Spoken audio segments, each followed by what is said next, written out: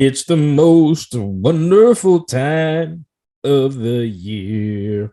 It's fantasy football weekend. Our draft is coming up, and we're going to be making some picks. So grab a glass, put the game on mute, and take a listen. Let's do this.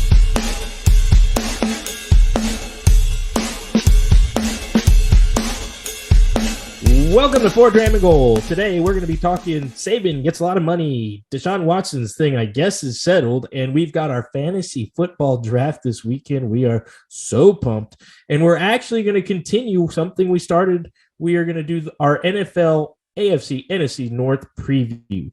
Can you say what's up, Dick? I forgot to bring you in. What's up, Dick? What's up, Dick? All right. Well, it's been a minute. I think we're saying that consistently now because life is life, but we're enjoying it and we're going to keep the show going. Dick, do what you do best and lay the socials on everybody. Make it fast. Man, I'm just happy we have some continuity in our show for once with actually continuing a topic from week to week to week. So with that being said, I have a cotton new shirt. It's 100% cotton. Continuity. Like no, it's continuing new. Things. A cotton new tee. Is it a plain white tee? Yep. Well, with that being said, let's flip out our Motorola Razors and do some T9 texting to get up to date on all of these social media things. So, Drammers, as we always say, make sure you're following us on Instagram. That's the best way to follow us at Fort Dram, at 4THDRAM. And make sure you're visiting us on our website, fortdramandgoal.com, and kick us an email at fortdramandgoal@gmail.com. And make sure that you're always following, liking, subscribing to us on all of your favorite podcast streaming apps, including Spotify, Apple, Google Podcasts, CastBox, et cetera, and even on YouTube. You can listen to us on YouTube. Make sure you're liking the channel and subscribing as well. And with that, I think we can talk a little bit about what we're drinking tonight. Or do you want to kick it around a little bit? Throw it back, plain white teas. We can kick it around just a little bit. We do have some preseason football on. We've been checking out the Houston Texans and the San Francisco 49ers on Prime Video with our boy Kirk Herbstreit on the mic with Al Michaels. I kind of dig Kirk Herbstreit. I've always liked his commentation, like his commentating on college football, and he really seemed to fit right in with the pros today. What do you think? You've been listening to. I mean, how can you not like Kirk, right? Like he's probably one of the best, I think, that's out there right now. You know, we talk about commentators, we talk about sports broadcasters, whatever you want to say, and how annoying and opinionated they can be about the dumbest shit. But Kirk is fact-based. Kirk Street, Al Michaels, Brent Musburger. Fuck one, kill one, marry one. Go. Fuck Al Michaels, kill Brent Musburger, and marry Kirk Herbstreit. That's just sick. Anyway, go ahead. No, that would definitely be my three right there. No, I mean, I agree, man. Like, we love him in college football. He's fact-based. He's opinionated, but he backs it up with facts, which I love. And how can you not like him parlaying that over to the NFL game? I think the thing I'm going to worry about the most is, does this impact his ability to broadcast the key, college game day segments and the key college games during the week? Like, is he too busy now? I'm not going to give a shit about all that. I just think he does a good job at calling the games, both of them. So I should have given you a list of Chris Collinsworth, Joe Buck, and Dennis Miller. Remember when he did the yeah, dude, I don't like when Dennis Miller did it. I like when Dennis Miller does comedy. Football, not so much. I mean, I hated it at the time, but in retrospect, not one of the worst. Yep. Other than that, we have our Green Bay Packers playing the Kansas City Chiefs. I did not see this one, but I know the last two games, Mahomes is still Mahomes. Boy was doing his thing. Interesting to see how he does this year. Like I said, I think he's going to have a chip on his shoulder without Tyreek Hill. I think the first game, he just casually guided the team down the field.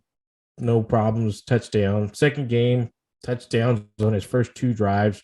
I'm expecting a big year from him. I didn't even see if Rodgers played in this game tonight. Jordan Love, 16 for 26, 148, one INT. Who knows if he's ever going to start for the Packers. All right. What's in our glass? This is where you start talking because you're the one who gave me these beautiful samples. Yeah, so this is a great option that I picked up. If you're looking for a little bit of Tennessee whiskey, Kurt has had the great opportunity to bring this on the show before, but we didn't get to try it at the same time. It is the Blue Note Juke Joint Whiskey. This is the uncut, though.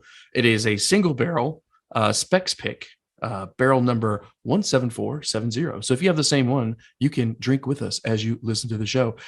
And this comes in at 121.1 proof, or roughly 60 point, I don't know, something.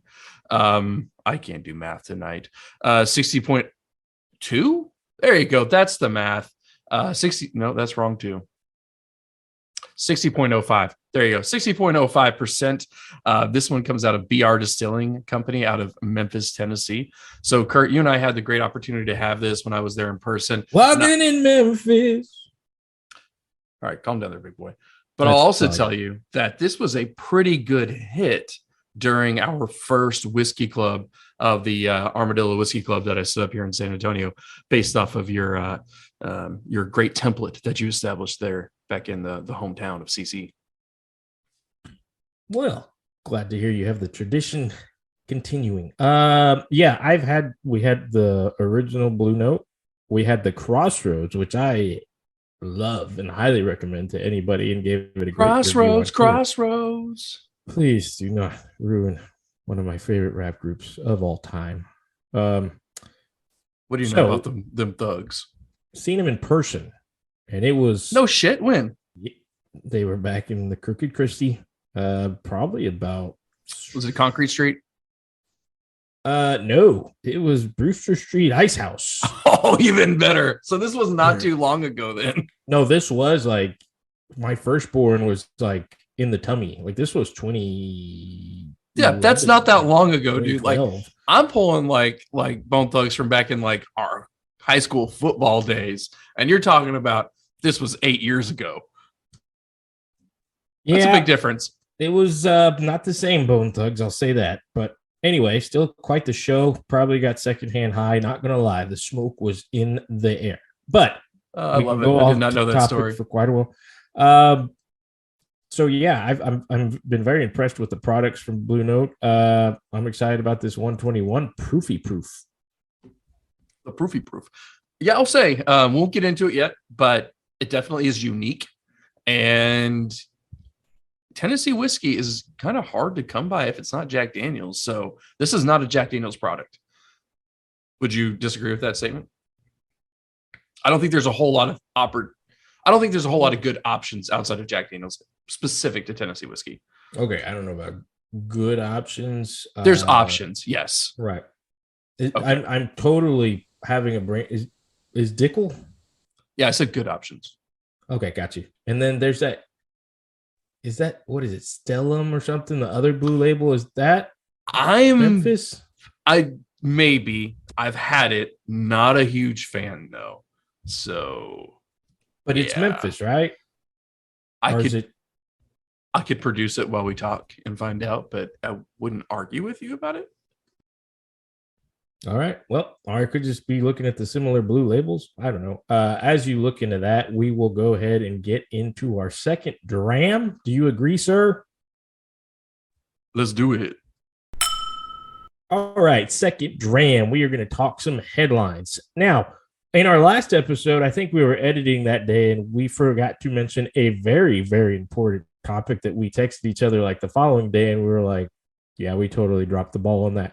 You must pay your due respects to the late, great Bill Russell, who passed away around the time of our last recording. That must have been, 2-3 weeks now. What's not to say about arguably the greatest basketball player of all time? I will say it. Didn't get to see him in person. I mean, I'd still say it's Michael Jordan, but if you're going to argue with me from that era, I mean, I won't put up too much of a fight because of his distinguished resume. Agreed. And we didn't get to see him in person play, but think of all the cameos he did before he died, right? I mean, quite a few. And that was pretty cool. Just a producer's note, Stellum was actually Kentucky whiskey. So, okay. Then I was just getting confused by the blue label. So, yeah, Bill Russell, player coach champion. Isn't he the first league-wide number retirement? Is that a fact? I have no idea. I know George Mikan was like the first like NBA superstar, I think. So I don't know.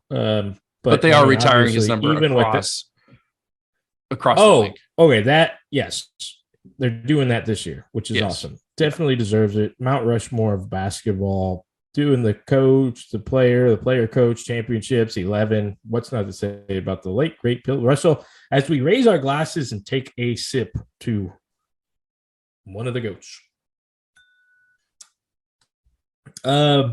Not like it's a competition or anything, but another great, one of the best sports pictures of all time, and tells you where we've come as a society.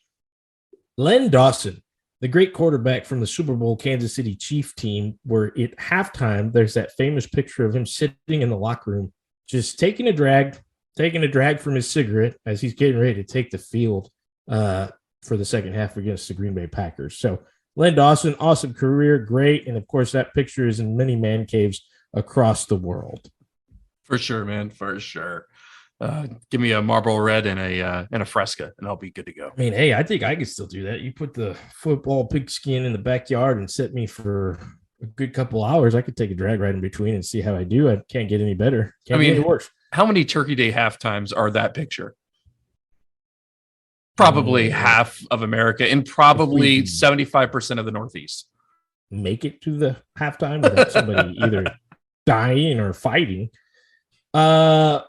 Dick, your mentor, your top of the mountain, the man you look up to, the greatest of all time in your eyes, the great Nick Saban, just got paid and is apparently going to be at Alabama at least until 2023. Doesn't that keep him coaching till he's 80?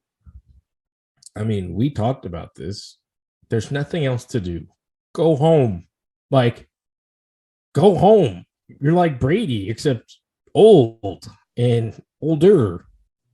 I mean, he's only like 30 years older than Brady. Nick Saban is 70, so this keeps him coaching till he's 78. You never know. Maybe he'll run for president next. That seems to be the trend. I mean, well, at that age, yeah, he'd be qualified with the recent candidates, but I just don't know. Like, if he has another bad year, obviously he can get out of it. If he has a rough year, let's say NIL catches up to them. We've had this conversation. Alabama is still going to be Alabama, but it kind of just takes away like the ride off into the sunset if they were to win it this year. Like, he's going to be there till 2030. Holy crap. I will be like in my 40s. Yeah, I think I'll be almost retired by then. Dude, if he does till 2030, like, no joke, my youngest kid will be in high school. That's fucking frightening. Frightening because he's playing A&M every year until then. Well, that means I'm getting old, but yeah, we'll go with that. Greatest college football coach of all time? I don't know, man. I mean, I think he's there, and we've talked about this in the past. He is. Knowing that but how much so? How much so? Like, is it unobtainable? Like, does he become the unobtainium of, coaching lore?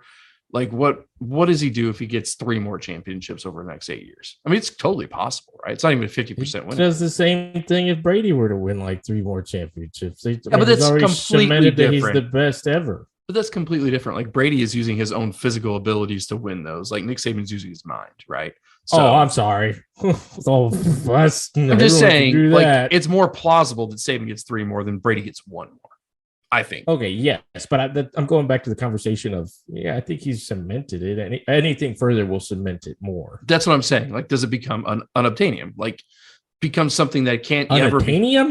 Unobtainium. Is that what they were trying to look for? Wakanda? Yes. No, that's not quite it. By the way, I am stoked. Did you see the Wakanda Forever trailer? Yeah, like 3 weeks ago. Yeah. Did we talk about that in our last episode? No. Because I've probably watched it 30 times more since that episode. Why? Well, first off, the music is catchy. Yeah. Okay. All the Marvel movies is catchy. Woman, no cry. And then it goes into we gonna be all right, which we know my obsession with that song. It's my motto to life. Yeah. And then you have the Chadwick Boseman painting. I mean, it's just, I don't even, like, if I die before that movie comes out, I'm going to be so upset. Like, I want to see it. Yeah, so I won't bad. be happy either. I mean, let's just not put that out in the ether, okay? You want to see it. You're excited about it. I get it. Have you watched She-Hulk at all? I'm sorry, what? Have you watched She-Hulk? No, I never called her back after that night in college. I mean, I'd had a couple too many. Death by Snoo Snoo? It's a Futurama reference. If you don't know it, learn it. It's pretty funny. No, I've never met a Futurama fan in my life. How can you not be a Futurama fan? I don't know. I didn't get it. Anyway, so Nick Saban's getting paid. In further headlines, Chet Holmgren is out for the season. That was today. Like, he was in one of those summer league basketball leagues, kind of like the Drew League. I think it was Jamal Crawford's basketball league. And yeah, I had just been thinking the other day, like, LeBron's playing in these, and LeBron's, LeBron, oh God, I don't even want to say this, but he gets an injury and he's out for a while. It's okay. He's done a lot. Chet Holmgren is like, after the performance he had at the summer league, he was set for a hot start, a young career, get going. And then he's at one of these basketball events and gets Liz Frank, correct me if I'm wrong, foot injury. I think the same thing like Derek Stingley had. Yeah. But, so, I mean, yeah, and he's done for the season. I mean, he's 7 foot, 190 pounds. Like, that's not a sustainable size. Like, of course something's going to break. It's a matter of time. At a summer league. Dude, it takes one bad jumper. Like, I know, but get to, like, anyway. Stephon Marbury. What about him? I mean, it was his first game out, and he fucking broke his ankle. Like, it takes one bad game, one bad landing. Did that really happen to Stephon Marbury? Yeah. Really? Yeah. His first game ever, he broke his ankle? Why are you making me question myself? I don't know. I'd have to look into that. I feel like I would have known that. Have you not watched the And One thing on Netflix yet?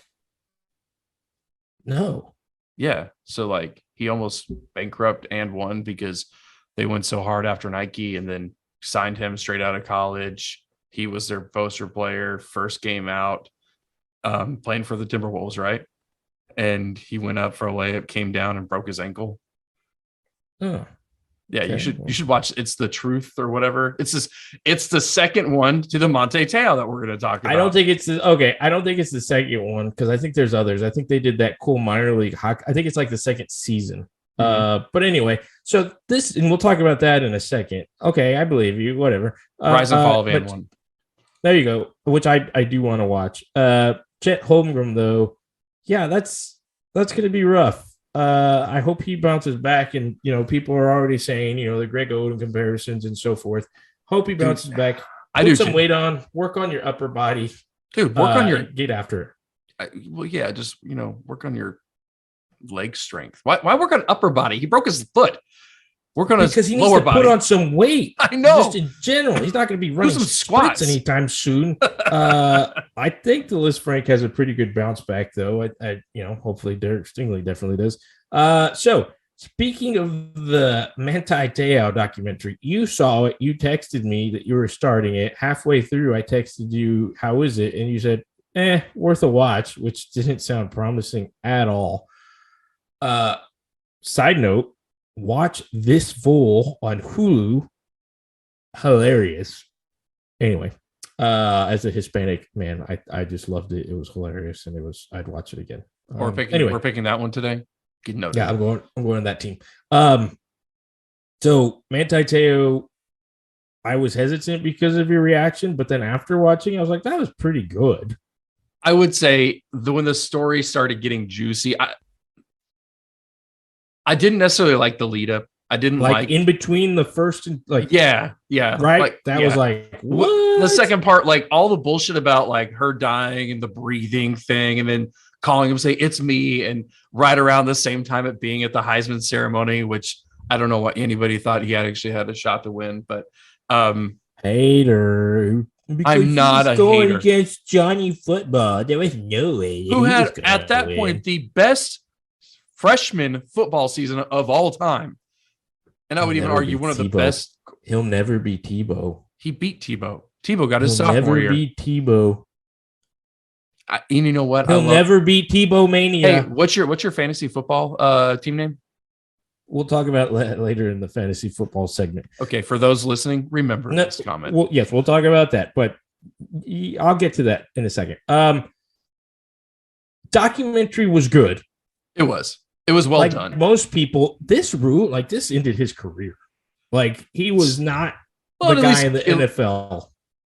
Yeah, it cost him millions of dollars and then gave him basically uncopable anxiety. Yes, and I know it ended with the speech, but man, he still looks. His hair was on point. I like growing out my hair right now so I can go get the Manti Te'o without the beard look. But he looked rough. Like, even the little hoorah speech at the end, and then it's like, oh, let's make it happy about the other person, which, whatever that person decided. I'll let you watch the documentary. They made decisions, and I'm glad. I'm not. Just they're a bad person, like for what they did. They are a bad person, yes. And regardless of what they're doing now, like at the time, holy crap, what's wrong with you? Like, I liked how at the end. Well, I learned a lot about myself, and I became a better person. You ruined a man's entire career, you horrible person. Yeah, I agree with you there. I hope he goes and gives motivate. I mean, I'm sure he's giving motivational speeches. He seems like he's still the positive, can't hate him guy. But I mean, unless some team were to sign a contract and he becomes an Pro Bowl type player, it's just, you want a better ending. But there had to have been a point. And I know the documentary they made sure to cover this. This was 2012.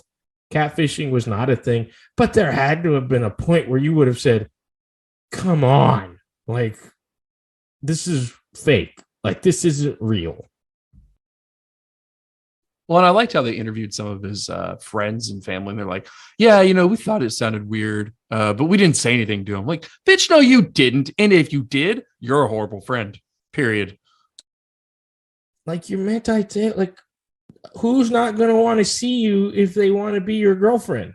Who's not going to want to see you in person? And then I didn't get the whole, he went back to Hawaii so many times. If it was such a small, she's never home. No, she wasn't in Hawaii. I know she was in California. Yeah. But if she was from Hawaii. She wasn't. She was from SoCal. But I thought the cousins of the cousins, they went to the high school at the same, No. And then she went to Stanford. They knew her on Facebook because she had reached out to them on Facebook. So when he's like, hey, do you know this person? They were saying, yeah, I've talked to her on Facebook.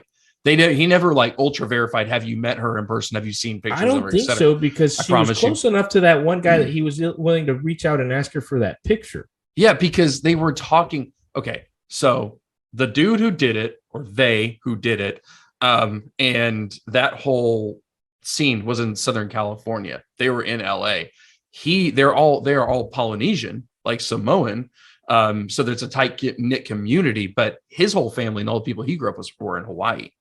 And it just happened that because it's a tight knit community, they tend to bleed over and they know some of the same people, but they didn't grow up in the same area. They didn't know the same people locally, if that makes sense. Okay, but still, at some point, I'm Manti Te'o, we've got to hang out and see each other in person over the next 3 years. Got it. Okay. So there were parts where I was like, come on, dude. But then at the end, you're like, God, dog it. They ruined his career. Anyway. I agree. I mean, 2011, 2012 was a different time, right? It was, but so was, common sense was still there. Even his dad was like, oh, yeah, I knew better. Well, then you did. Oh, Dad lost some weight, dude. I was gonna say the same. Yes, I was like, that's not the same guy. That should be a documentary and it's its own. But yeah, Matt Ty, man, I hope he continues to bounce back. I think he's doing that. From the looks, it looks rough, but anyway. Aaron Donald swung a helmet at practice today. Does anybody care? Aaron Donald has a tendency of there's the picture of him choking the guy during the game when he has the world peace sticker on the back of his helmet. And dude, that's what steroids do to you. Oh, you want to go there? I mean, You know what? Is this like the whole like when you tell people The Rock is on steroids, like when they tore that apart on Two Bears? oh yeah, they do. Yes, he is. They're all on steroids. Okay. I think I just had one of those moments. But yeah, I guess that makes sense. Yeah. Anger swings, literally. I mean, he's got anger issues. He's huge, or he's on some port of PEDs, some sort of PEDs. I don't know. Maybe it's not steroids as we know it. No, it's because those guys got great nutritionists. Okay. They get fed. They did, at college, at Pitt, I'm sure they had buffets. I'm sure that's all it is. Sure. Knows of what's in our glass. Fire. Oak, honey, cherry.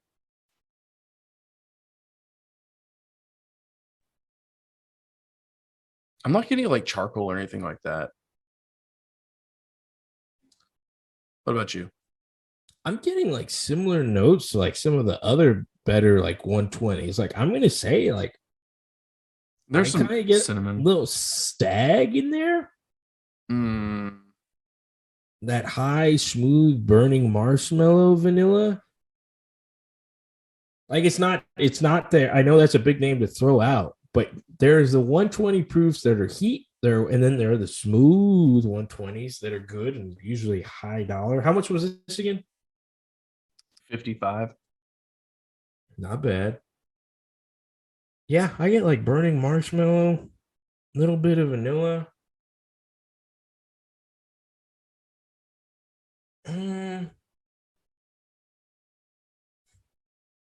No, A little bit of that good grassy note. No woman, no cry. Okay. Let's keep it easy. Let's keep it simple. I'm gonna give this a very good A minus. B plus. Okay. B+. All right. Same neighborhood. I'm good with that. Before we get into our third jam, we won't, because I know our last show was like talkie about us. San Diego, fun, good. Recommend it. Go back. Dude, so much to do. Beautiful. Didn't get colder than 70, didn't get hotter than 80 in August. I told my wife, if San Antonio had this weather, I'd never move. But we don't. So I'm still not going to move. I'm just going to be miserable for 3 months a year. But absolutely amazing, beautiful. Did the zoo, all that fun stuff. Balboa Park, Mission Beach, did the whale watching tour, La Jolla, all that stuff. Little Italy? Yeah, made over Little Italy. How was it? Pretty cool. Packed. It was because y'all didn't make it to Little Italy in New York, right? No, we made it to Little Italy in New York. We just didn't spend a whole lot of time there. Okay. Is this like a more like, I don't want to say it's not. It's more like a street, like sub district. I would say it's probably like half the size of New York, but very, very restaurant driven. Like they embrace. I've actually heard the one in San Diego is the largest Little Italy in the country. I mean, that may be true. I mean, like there's one main strip. I don't know how you're judging it by square miles or what, but I will tell you the restaurant we went to was called Barbusa. And it kind of gets this very high-end vibe, but the prices weren't that bad. I had like a chicken parm, we got a pizza, we got a couple different pasta dishes, some garlic bread, and the pizza was I can't remember the name of it, but it's tomato sauce, and then it's got big dollops of mozzarella on it, like on each slice. And it was probably the mozzarella, I think like basil, but it was the closest thing to pizza that I've had in the States than I had when I was 18. I went to Italy and had pizza there. So it was that close. I mean, it was very authentic, very airy dough. Like it wasn't like super thin crust or anything like that. It had some bubbles to it. It was nice. Food was amazing. Like all in all, what I would say about San Diego, the food is amazing with one exception. Mexican food, hands down, the worst I've had in the country. Really? Worst Mexican food you've ever had? Worst. Really? Yeah. I mean, no, it's worse. That's because they make those funny videos where they'll say like California's coming to Texas for barbecues and stuff. Is it just that was the worst Mexican food I've ever had? Like, did you see the video of me? I sent you of Patty the Batty in San Diego, like the same time as you, and he was trying like different things, like He had barbecue that looked delicious. I did. No, send I did you not that. see that. I didn't see it. Well, I did, and yeah, he had a couple things that looked pretty tasty, but I'm sure that wasn't as good as out here in the Lone Star State. The seafood was amazing for sure. Seafood Italian, ceviche, really good. Went to Point Loma, sees Point Loma seafood. Had the ceviche there. That's always an interesting experience, right? Like they pulling the seafood like straight off the boats and actually like cutting up and serving it there. Like that's a pretty interesting experience. So Balboa, that's near where the seals are at. Balboa Park is right where the zoo is, so it's all one area. La Jolla is where the seals are. Navy SEALs. Yeah, they I'm just double they checking. You said sometimes zoo and you threw me off, and I was like Navy SEALs. no, like seals, like the animal. Okay, I'm asking about Navy SEAls. Oh, Isn't that where the Coronado Island? That's where the Navy. Okay. Yeah. Close to? Gotcha. Okay. Like, well, that was a fun trip. Yeah. No, it was actually pretty cool, man. Like the Hilton we stayed at was the Hilton Airport / Harbor Island, right? So there's Harbor Island, Shelter Island, right there from the airport. Because the airport's like fucking right next to downtown. It's really oddly situated when you think about it. And we had a bay facing view, so I looked out over the bay and straight onto Coronado Island, where the naval base is. And they had just brought in the aircraft carrier, and they were like already like stripping it down, sandblasting and stuff like that. And then all of the Seahawks, so the Navy Blackhawks, the hangar was right there, and they had like probably 30 or 40 Seahawks out of there, and they were like taking off, flying, doing ground runs. It was really cool. I mean, you basically got to see like a naval base in full operation with everybody there, not out at sea. So it was pretty cool. Nice little free air show there. Very much so. T-minus 1 month and a week till we are in the Mile High City. Dude, we hadn't even unveiled that yet. We hadn't told our listeners where we're going. Now, we will be taking 4th Dram on the road. We are going to Denver, Colorado. If I die before that one too, yeah, I'd be real disappointed. Because I think the tickets are non-refundable. But yeah. Anyway, we're excited about that. Okay, 3rd Dram. 3rd Dram, let's do it, man. All right, so this one, what we wanted to do, or what I wanted to do, this was my homework, was to actually look at the most recent Whiskey Advocate article dated August 19th, and it's really talking about a lot of the new releases coming up. So, Kurt, what I'd like to do is us both pull this up and kind of just walk through this list. Full credit to, like I said, Whiskey Advocate for putting this together. But just see, like, how excited are you about this bottle? Is this a unicorn for you? Is this something that if you see, you'll grab? Let's kind of talk through these and give our listeners a little idea of what our thoughts are with this list. Okay, right off the top, I see Old Forester Birthday Bourbon, the 2022 release, September 2nd. So yeah, that's one of those bottles that I've had once. I got my hands on one time. Phenomenal. That's one of those that they say the palate and the tasting on them changes quite a bit every year because it's not from a consistent, same kind of pool thing. 1 year it was bananas, the next year, cotton candy or whatever. I will still do what I do every year since then, look to see where the raffles are because that's the only way that I can get my hands on it. If there's a local one, I'm definitely going to go try it. If it's there, I will definitely pay this $150 and even do what we did last year. If I see it's being raffled in San Antonio, I'll be sure to text you to tell you to get your ass over there in line for us. And I'll be there. Made me think of when I was in San Diego. Once again, one of those states where you could walk into a Walgreens or a grocery store and buy liquor. Completely foreign to us for those of us in Texas. I was in there. Not anymore, but I'll talk about that in a second. Let's double back on that. But what I wanted to tell you is I was in this small grocery store, not like a mom and pop shop, but like a small chain. And I was going to the liquor aisle, picked up a bottle of Terramana for the wife and I to drink in the room, and kind of walked by the bourbon a little bit. They had Buffalo Trace there, perfect amount. But they had a liquor cabinet, and I went by that, and they had Old Fitz and a liquor cabinet. You know how much they wanted for it? California. Mm-hmm. Well, keep in mind the Buffalo Trace for the $750 was about $32. $3,000. Actually, not that bad. $800. $800. Yeah. So I picked it about it. I picked it up. You spent $800. No. I was like, you thought about it. You questioned You it. son of a bitch. I did. I had a slight moment. I was like, my wife might kill me. So no, I didn't do it. So you weren't as toasted as you were in New York, because if you were as toasted as you were in New York, you would have probably grabbed it. I'll take 2. Yeah. What about you? I mean, is there anything else to say about that Forester? No, man. You would grab it. I've never had it. This is the one. I think one Old Forester I haven't had. I have the 150 here at the house, and I think I've had all the regular lineup.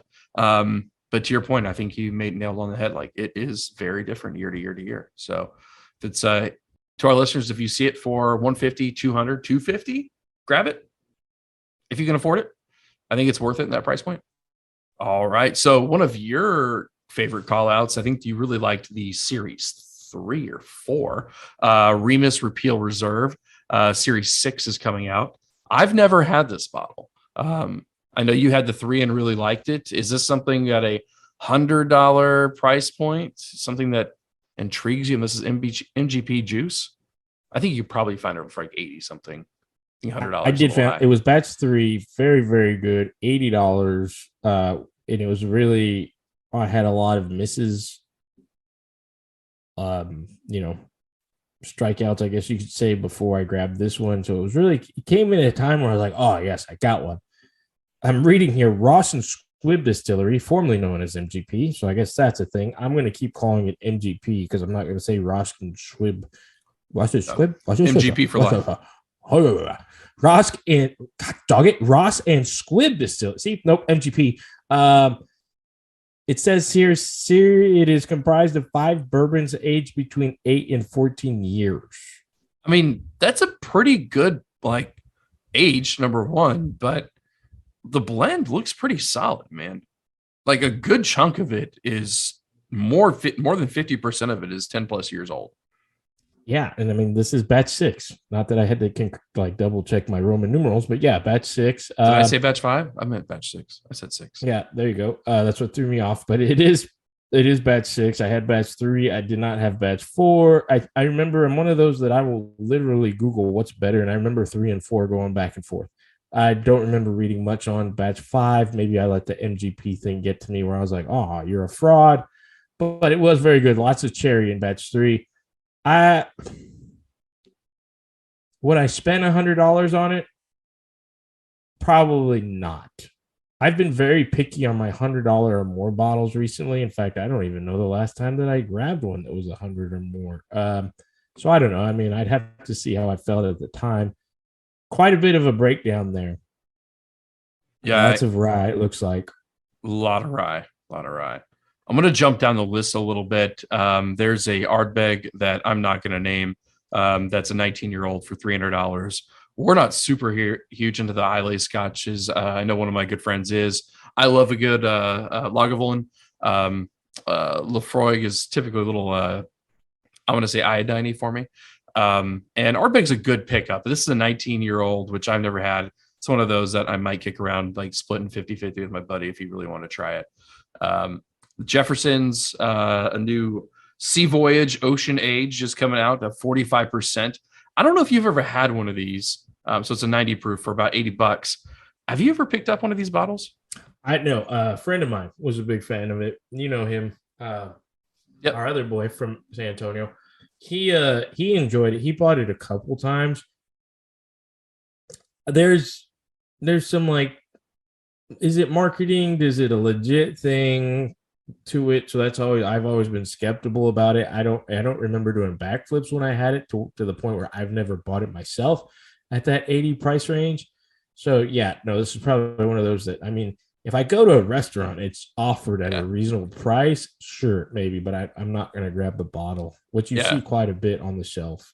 You do. I would agree with that assessment. I think if it was a $60 bottle, I might grab it. Something neither of us is going to buy as well. Little Mill 250th anniversary 45-year-old single malt Scotch. $12,000. Cash or check? Can I do credit? I need the points. I don't even know what to say here, man. Like, there's 250. Move on. Nothing. Crystal decanters.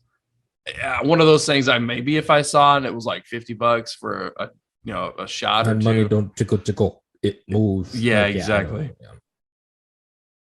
Nothing else on this. I like the King of Kentucky. We won't see those. If we did, I would probably fork over $250 just to say I have it. And then you see the 18-year-old is the next one on the list. Yeah. Like, yeah, I would be so shocked to see that bottle. And if it was for $250, you're going to see for $500 or $600 at least. Yes. I think I'd be seeing them at $1,000, but this is one of those with our whiskey club. We're putting a little pot together that I think it's one of those bottles. Like if you're able to find for $250, you text your treasurer, say, hey, this is a great buy at MSRP. You're not going to see it. Let's buy it as a group. And that's where you go in, or you find someone that you want to go 50-50 with it on. Another one, if I went to a bar 1919, I'd definitely pick up and try a shot of this because I think that's going to be, probably a $30-$40 pour, right? All right, last one, Kentucky Peerless Rum Barrel. I have not had a lot of success with rum barrel aged bourbons, at least not within my palate of liking. $150 for 110 proof guy here. Have you tried any of the Peerless stuff? I've heard good things. I would say that about the bourbon and the rye, but this looks like something new. I may have had some type of Peerless at 1919 one time, but I think it was one of those times in the night where I couldn't give you a fair judgment of it. So I won't try to. For that price, what was the price again? $150. Probably not. Yeah, probably a little bit outside. I think you can pick up the rye and the bourbon for around 90, if I remember right. And the last one we'll leave the list with is the American Single Malt Stranahan's, the Ossifer. Is that how you say it? I don't know, Ossifer. How fast was that going? I don't know. I swear to drunk, I'm not had this. So this is the one that I've had. We've had Stranahan's together. Yes. Yeah. You bought it. I did, and I drain poured it. And it has like a Scotch thing going on. It's very grassy, scotchy, but not in my favorite ways. This is an 11-year-old. We are going to Colorado, and it says it's a distillery only. So, I mean, if you wanted to get crazy, I'm sure old Keith would be happy to do some wild shit with us. I have no idea where this distillery is. If it's anywhere near Colorado, if it's in Colorado. It's called the Ossifer after George Stranahan's self-appointed title of the Pilgrim Ossifer, whatever that means. Okay. Moving on. It is actually it's actually in Denver. Well, then guess where we're going? Right after we go to Golden. Ossifer. It's actually not too far from where we're going to be staying. It's actually literally, it's probably 10 minutes away. So we're saying it now. If you're listening to the show and you've been to Denver and there are must-go-to places, start emailing us. Let us know. All right. Palate. Let's see how this tasty. This is promising because I said I was going to open up only one of the sample bottles. And I'm at that. Do I open the second one? Do it? Yeah, probably will. It's pretty good. Go for it. Go for your palate because we're about to talk some football in the fourth dram, and that's what we do best. She's a spicy meatball. I'm gonna give it that. There's a lot of barrel spice, but in a good way on this for me. A little bit of oakiness. It's not sweet. That's one thing I would not classify this as a sweet. It's spicy. It's oaky. Not floral. It's very not bad aggressive, but aggressive, taste forward bourbon notes. Was there any input on the mash bill breakup? Not that I saw, but I don't know that it's not out there. It just said crafted in Memphis. And the way they stamped uncut on the back of the bottle is blue on top of blue ink. So you can't read any of it. It's there. And I think they tried to be slicky wicky on it. So Blue Note, the original Juke, they're, not single barrel, not store pick, is 70% corn, 21% rye, which I was expecting it to be a pretty decent rye, and 9% malted barley. So yeah, that 21, and that's at the 93 proof. So that 120 with that rye is what we're probably getting, because it is spice, and I like the way you said there's not much sweetness. Which I'm not mad at. Let's just be very clear. Typically, I like a sweeter bourbon, but when it's balanced like this, like you get it on the front of your tongue and it gives you a little bit of kick on the back end, but nothing like, you're not like, oh, about it. Kind of that red candy. Not that cherry like we were talking about on the Remus, but like a little bit of. I get cinnamon, red hots. Obviously. Red hots. Okay. Yes. Big red gum. Yes. Spiciness. And it's like, but it's a smooth, this is going to sound really weird. A smooth, strong. Ooh, I'm saying smooth. I'm that guy. Did you get any of that at the Whiskey Club? Did you get any of that? Oh, yeah. Oh, yeah. It's like a smooth burn. I like it. Yeah. You'd like ethanol burn. I would agree. Yeah. You'd like it. I made everybody we kind of used our grading system on this show, but then I broke it down to him. I said, okay, you said A-, give me a 91 or 92. And I have spreadsheet documented by proof, by distillery of origin, everything like this. And I probably have a list of like 15 bourbons that we've gone through so far. And I'm going to start creating like this data analysis, pivot tables, and all this crazy stuff on it. So every time we meet, we're trying a bunch of different stuff and tracking it. And we're trying to figure out where our flavor profiles are. So when we want to go spend money, we know where we should go spend it. I will need to attend one of these meetings. It has that grassy note taste, but not bad. Not bad. But I don't get the grassiness. The spices, obviously. Yeah, I don't get the grassiness that I get out of a lot of like Texas whiskeys, or like, for example, that Kings County from New York. Like, I don't get that corny sweet. Does that make sense? So I'm going to give this a B, almost a B plus. Or I could be swayed to into a B plus on the taste, but a B. I like it. I'm going B also. I thought B minus, but it's enjoyable. It's good for that proof. So yeah, I'm going to go B as well. Yeah, this is something you would drink around a campfire because the rye kind of keeps you a little warm. You know what I mean? Like when it's cold outside. Baby, it's cold. This will keep you warm. This will keep you warm quite a bit. All right, so we've got a pretty good nose going. We got a pretty good palate going so far. Not a bad bottle, but you know what? It's time to talk football. Let's get into that fourth dram. Let's do it, man. Okay, it is the weekend. The weekend that we circle on our calendars, the weekend that we plan months, year in advance, the weekend that as soon as we get our asses kicked in the second round of the playoffs, we look forward to all over again. And it's probably the funnest time because even if you suck throughout the year, as long as you had a fun draft day, that's what makes it best.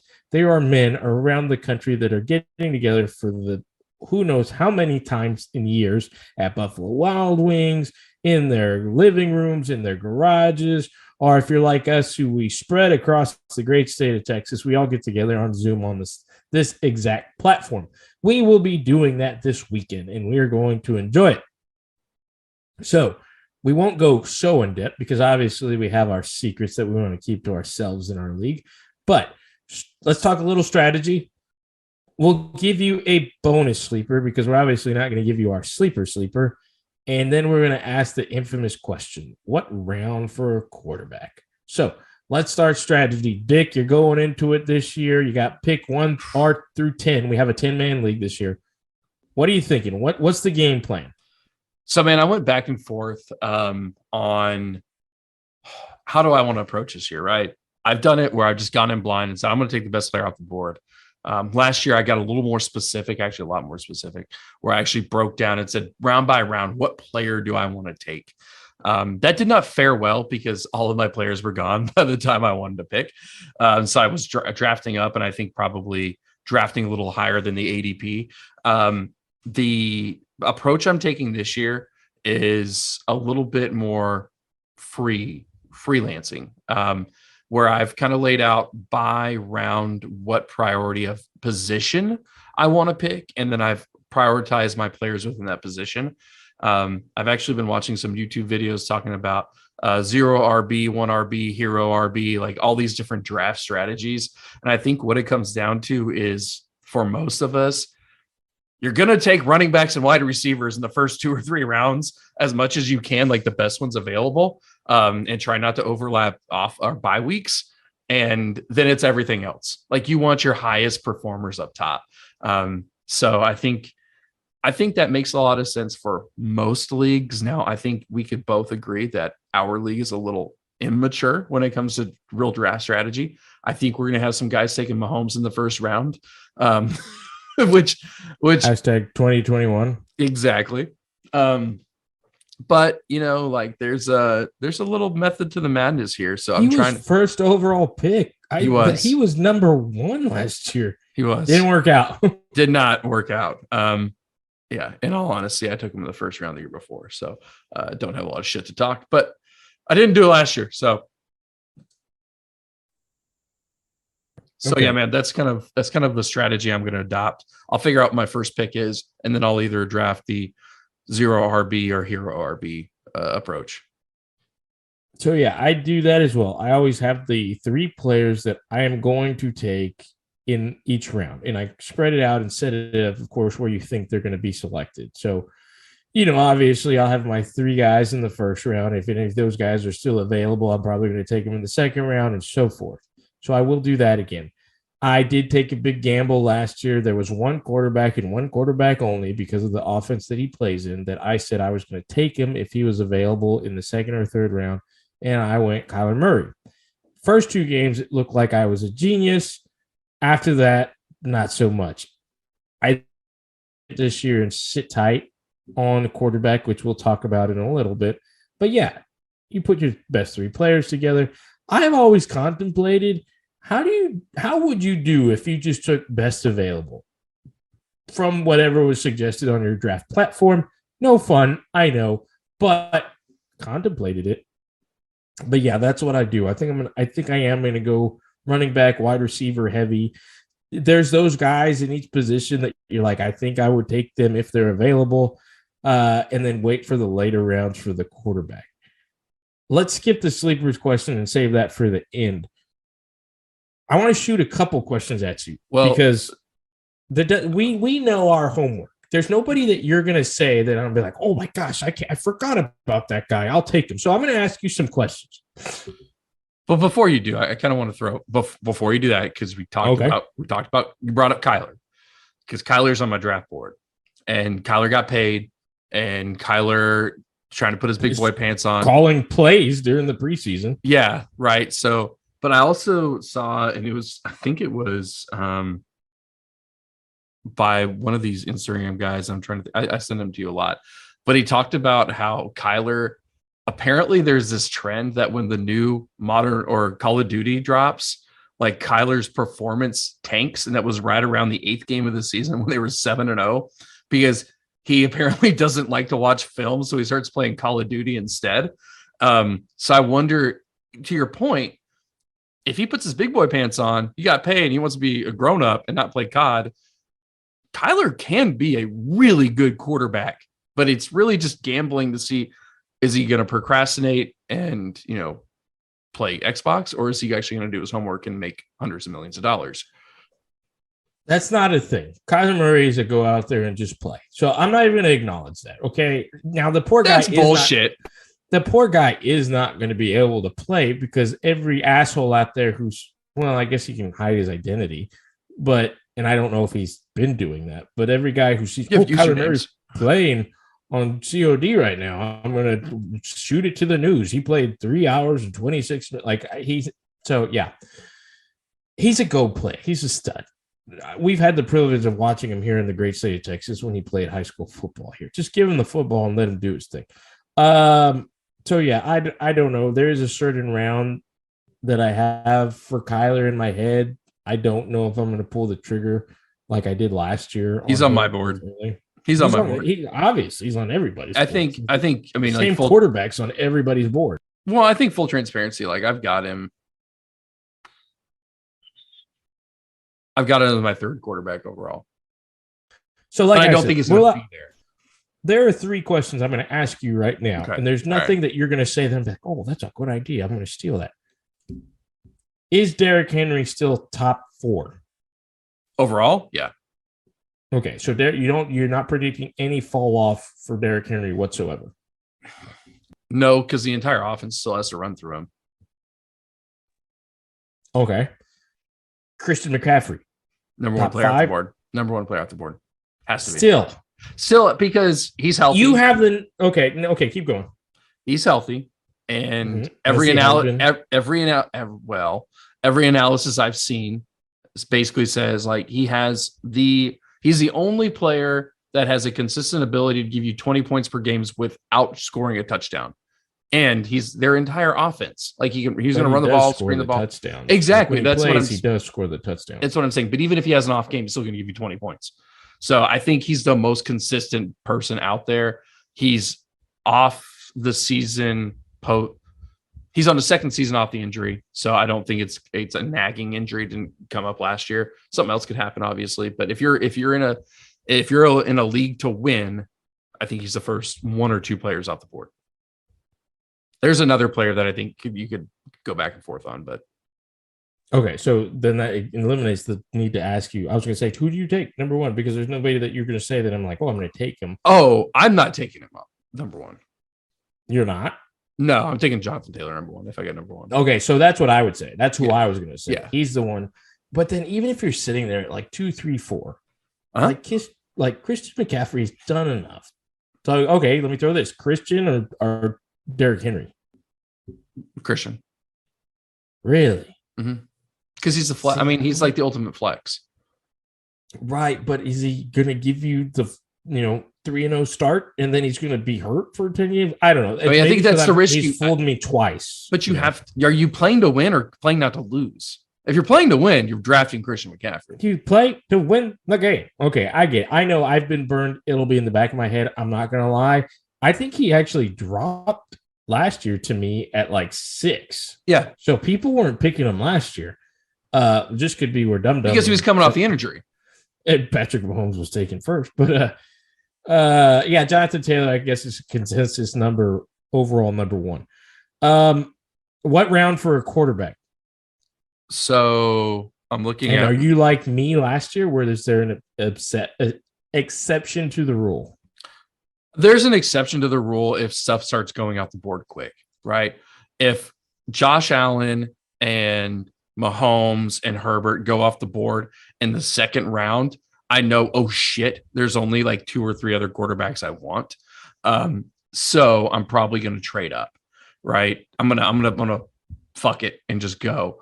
But if everything goes as it should, I'm probably not starting to draft a quarterback till round 5 or 6.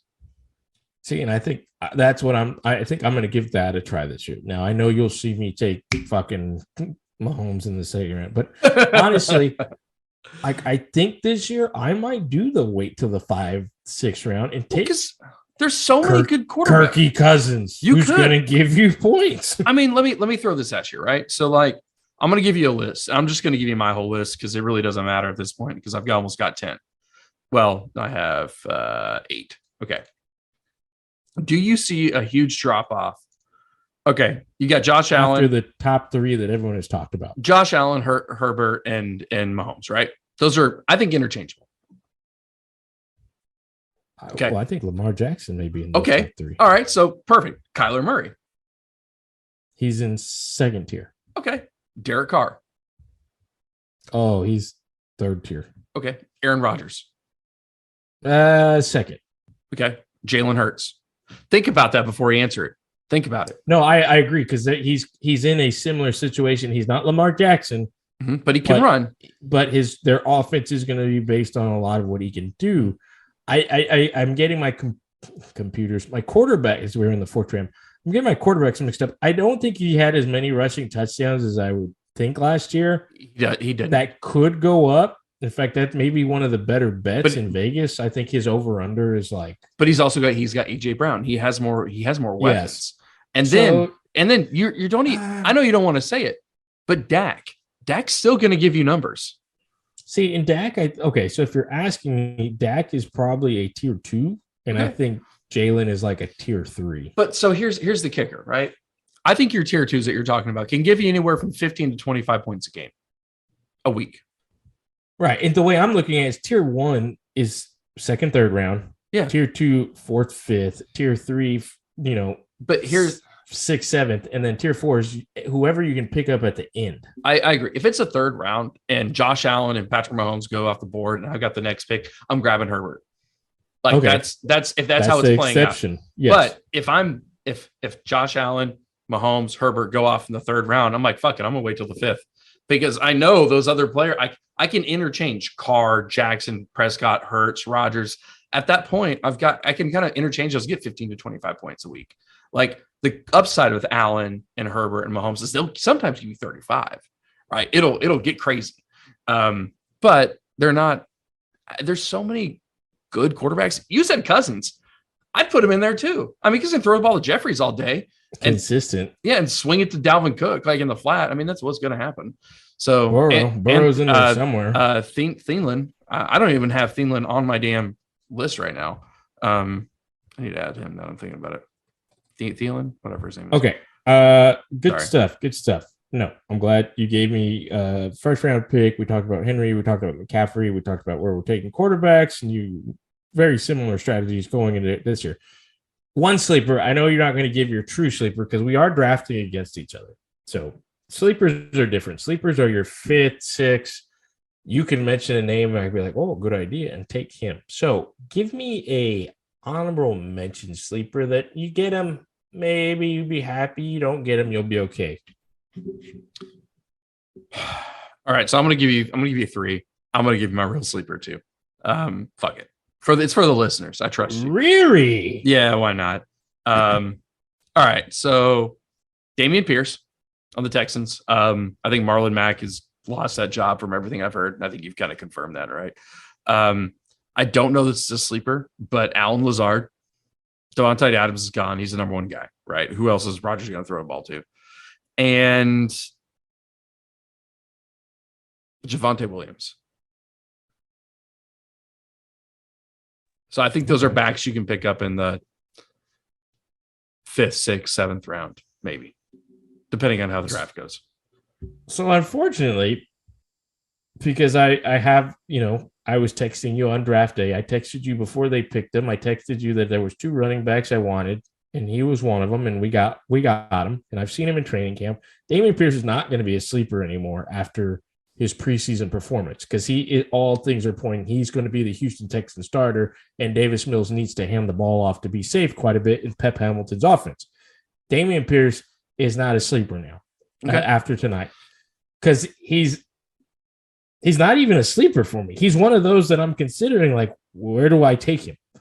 If I have to give you a sleeper, I will give you a Isaiah McKenzie for the Bills. Okay. Josh Allen, that offense is going to be sick. He's going to get some catches. He could be like a good little slot machine. Yeah, 5th, 6th rounder. I'll throw that sleeper out there. There are a couple others that I'll just kind of keep to myself because right now there's the sleepers that you're fighting. I give you 3 and you're going to give me 1. Okay, I'll give you Derek Carr. That's not a sleeper. Why not? That's because I just gave you a fucking 3-minute rant had a about plan that. in my head and you talked about him. That's not my fault. I mean, I don't know what you want me to say. Sorry. Derek Carr, a sleeper. No, he may be my QB1. Okay? Sue me. I'm not going to sue you. All right. But anyway, our draft is this Sunday. We're getting on the computer. We're getting on Zoom. Some of us will be together. No, what's your third? What's your third? I gave you 3. Give me 3. I mean, right off the bat right now, I don't know. What do you want? You want a running back or do you want a wide receiver? Give me 1. Jalen Warren with the Steelers because him and Najee Harris might be getting the ball a lot with not really a quarterback over there, but all right. That's actually a very good sleeper that I just gave you. So then let me ask you a question. Last year, you said, F it. I'm going to draft. Not drafting him this year. Who? Jameis Winston. Yes. Okay. Not drafting him this year just because it was bad juju. My Jameis Winston question to you is, are you drafting Watson if he's there in like the 12th round? No. You think you can pick him off the waiver wires before he comes back? I will have 9 beers in me by the time we get into round 8, and I will take Jameis Watson, Kirk Cousins, fucking. Did you say Jameis Watson? Pittsburgh. Exactly. Oh, Jameis Winston. Pick it from Pittsburgh. I'll pick all of them. I'll pick the whole NFL before I pick Deshaun Watson. I'm not doing it just from principle. And if he wins me, then it's the fantasy championship. But I don't want it. Well, you're not going to draft him. How would he win it for you? That's what I'm saying. He could be like I could draft. You know what I mean. Anyway, no, I'm not drafting him. I don't really want to go into there. We didn't even talk about him in headlines, but we will now. Thank you for working that in. You're welcome. We were almost spot on the suspension. This kind of I was about $45 million off, but yeah, with the number of games. Well, you said no, but you said a fine. Yeah, I said a fine of $50 million. Pay to charity. Mm-hmm. And we both said that week 12, it's week 13, which is weird because his first game is in Houston. They did that on purpose. That's going to be brutal. That's going to be money when it comes to marketing on the TV, dude. Let me tell you this. When I went to Texans training camp and I was in line waiting for autographs. Wearing your Watson jersey? No. I was not wearing a Watson jersey. There was a man in front of me, very polite man, who turned around and said when the players start coming, he would let my son squeeze in between him to the gate. So I'm like, level-headed man, very, very nice man. He turns around and he starts talking to me about Watson, and he goes, the gift shop here is bullshit because I peeled the Watson name off my jersey and I want to go put happy endings on it instead. And they won't let him do that. Okay. This was a man who looked like he was level-headed, nice guy. I love it. There's going to be those not level-headed, nice people. Can you imagine the things that they're going to do at that game? It's going to be so good. I mean, and that's why they're letting him come back for that. I am a polite person. If I wasn't, I'd show up with a bathrobe. Empty bottle of KY would be thrown on the there would be things. So I don't know what he's gonna get. So what you're saying is like that Houston fans are gonna become Eagles fans for a day. Like yes. Okay. Pat McAfee has gotten on the Texans train and he is adamantly admitted that Texans have a badass fan base. Maybe not the last 2 years, but there's exciting things going on. It's going to be rough for Mr. Watson. So I guess that's the end of it. It was 11 weeks, because then he comes back for the bye week. $5 million. People lost their minds. Robert Griffin just went on this bash Deshaun Watson tour, Facebook and ESPN, that he was disgusted. He has daughters. There was other people that just adamantly said this is not good for the NFL. I don't really want to chime in with my opinion because I think I've kind of said enough on it. Do you care to chime in more? No, not at all. I think if you think about the NFL, they made this decision specifically so we'd be having this conversation. Like they want mid-season drama. They love this stuff. Love it. Eat it up. Well, I don't think so, because I think they definitely took the 6 weeks and said no, and they said let's do enough to where we okay, but it still got backlash more than I think they wanted. Yeah, I just can't. It just doesn't sit well that you left this franchise because you said it was so disorganized, which it was. DeAndre Hopkins, Bill O'Brien, JJ Watt, but to go to the one franchise, you were. Second round of the playoffs, one quarter up on the Kansas City Chiefs, 24-0, just not so long ago with this dysfunctional franchise. You're going to the one franchise that has probably done less in the same amount of time, except for the Detroit Lions. What makes you think any of that went through his head? Well, that's why he left. That's why he was so dysfunctional. He left because he was embarrassed He left because he was embarrassed. And then he went to where they were going to pay him the most guaranteed money. That's all it comes down to. Remember, he said he was leaving. Anyway, well, I don't care what he said. It is what it is. Maybe he knew shit was going to hit the fan. Yeah. I mean, are there fans in those rooms? I don't know.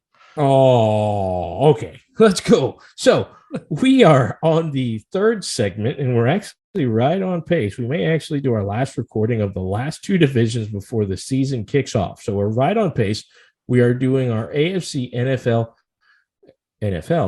AFC, NFC North preview this week, where we look at the two divisions. We tell you the player that we want to watch this year, not necessarily the best, but our player and why. And the standings, how we think that I think I did this on the last episode. We should probably not do this in the fourth trim. And how the standings will be at the end of the season. So, first up, we've got the AFC North, the Cincinnati Bengals, the Baltimore Ravens, the Pittsburgh Steelers, and the Cleveland Browns. Some things that you've got to see this year. Will the Bengals be back? Is Lamar Jackson going to get paid? Is he going to play? He's going to play, but how well is he going to play? Pittsburgh's going to have a new guy under center for the first time in a very long time. Who's it going to be? Trubisky or Pickett? And then we all know what's going on in Cleveland. Deshaun Watson's not playing until week 13. How are they going to look at that point with Brissett? So, Dick, do you want to get started or do you want me to get going? Kurt, why don't you go and kick off the AFC? I'll take the NFC. Sure. This is probably the most. No, I'll take it back. Not the most. I was going to say the most. Let me start that over.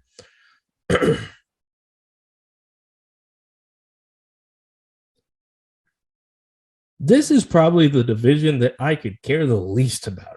I've really, other than watching Lamar Jackson, how exciting he is every now and then, but I will give you my honest opinion on it. I love Jamar Chase, an exciting player, had an awesome rookie year. He's going to be high on the fantasy draft boards, obviously going to be a big wide receiver number one for a lot of people. So that is why Jamar Chase is my player to watch. What about you, Dick? Dude, how could it be anything other than Deshaun Watson? Because you're going to not watch him for more than half the season. Yeah, but the second half of the season is going to be really cool. Like, you don't know. That's a whole new team. Like, Cleveland could go 10-0 in theory, or 9-0, whatever it comes out to, 10-0 for the first part of the season. And the second half of the season, he could come in and they could suck. How entertaining would that be? Or they could go 5-5. They might be the playoffs, might not. And then you say, oh, is he the missing piece? Like, it's fun. It's exhilarating. It's fucking watch-worthy. Like, you know what's going to be fun? What? You know what's going to be fun? Week 1. When Mr. Carolina Panther just named the starter for week 1, Baker Mayfield goes home. Are we going to see some OU versus Kansas crotch grabbing? God, I hope so. I will. If Baker Mayfield looks across the field like he did at OU in Kansas and grabs his crotch, I will buy a Baker Mayfield fat head and put it in my garage. I'm going to need you to step it up and buy a jersey. I won't buy a jersey. I will buy a fat head. Come on. I don't want a Carolina Panthers jersey. I don't want an Oklahoma jersey. No. But fat heads are pretty pricey. That's a pretty bold move there, Cotton. I don't know if he has the balls to do it, but we'll see. Oh, he does. He has some Baker balls. We've seen before. No, you're right. The Cleveland Browns season will be exciting to watch. I think the distractions get to them. They showed the video of when Watson took the field against the 112th filled Jacksonville Jaguar Stadium, and they were ripping into him.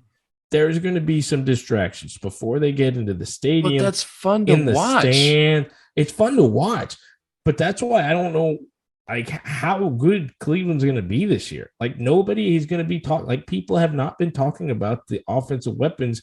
And then the funny thing is, you look at the Cleveland Browns Twitter page, And it's like, hey, we're gonna put on this big smile while there's a fire in the background. It's like that meme of that little girl smiling and the house is burning down. But thought it was the dog in the when he's sitting there with his newspaper, like, this is fine. This is fine.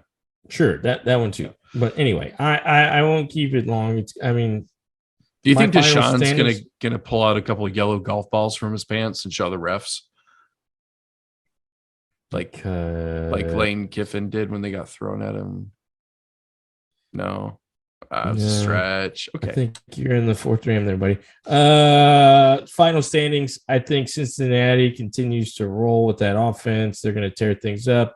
Lamar Jackson, I think he's going to be just as good. I would not be surprised if these two had the same, if not very similar records. Pittsburgh, it depends who they roll with. Pickens was almost my player to watch, but I don't know if they're going to go fast with him. They may take it slow with him because they have Trubisky, but if it starts looking ugly by week 5 or 6, he may be in there, meaning a rebuild season. I've now put him in the third. And like I said, I think the distractions in Cleveland are just going to be rough unless they pull off this very late Jimmy Garoppolo trade, which I guess would salvage them and maybe make them better than Pittsburgh. But that's how I have it ending. Cincy, Baltimore, Pittsburgh, Cleveland. Who's starting for Cleveland now that Deshaun is out? Jacoby Brissett. Oh, yeah. So Garoppolo will be there by this weekend. Got it. Makes it more interesting. Would you pick up a Garoppolo as a second string quarterback in this situation? For fantasy? Yeah. No. Garoppolo. All right. Before. Garoppolo. Well, no, backup quarterback. Garoppolo in Cleveland or Goff? I would go Goff or Carson Wentz before I would go Garoppolo. Carson Wentz. Oh, yeah. What about Matt Ryan, Matty Ice? Matty Ice maybe is a starter for some people. Maybe we'll see. All right.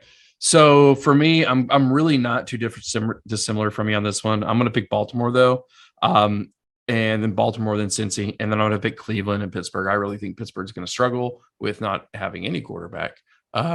And we'll see what happens. I did like Pickett in the first preseason game. I haven't seen how he's done in the other games. He looked solid. He looked good. I mean, if he could take over, could be very similar to when Big Ben took over. Maybe I'm just hopeful, wishing for that franchise. I don't know.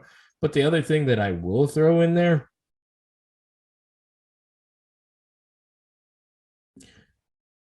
I think Matt Ryan does have a big year and could be a starter because of all the emphasis on Jonathan Taylor. So that may open up play action and Matt Ryan getting the ball down the field. But anyway, on to the NFC North. All right.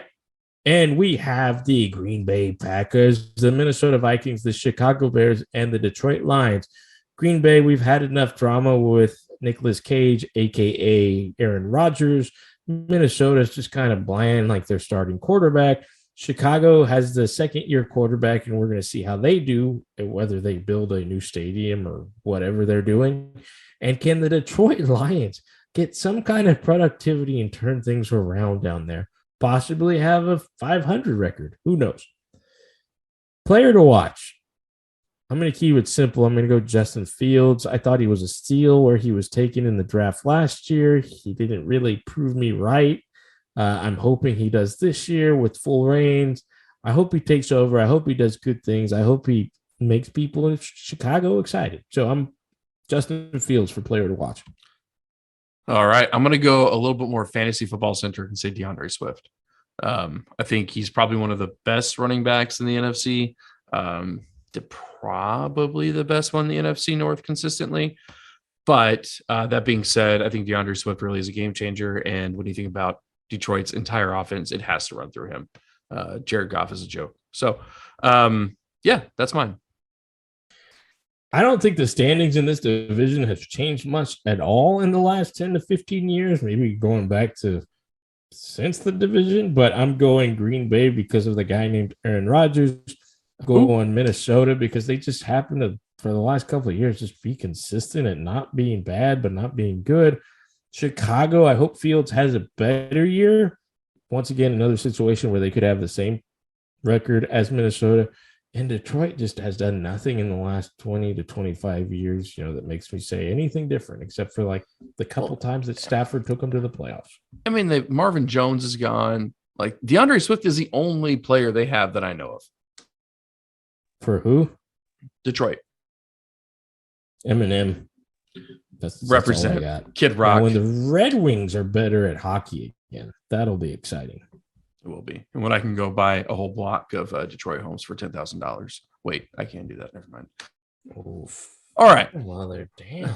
So let's go ahead and give the ratings on this glass. Well, right now it's got an A+ because of the buzz it's giving me. I forgot that it's 121 proof and I've had a sample and a half, so I feel good. But my realistic opinion, this is a solid B+. I'll give it a B+. I do like the nose more than I like the palate, but for a 121 proof, it's got good taste. It's got enjoyment.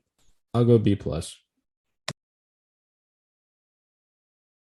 I actually very much agree with you. And it's funny that you put it there because when we put this together in our whiskey club, I actually gave this more like a B- overall.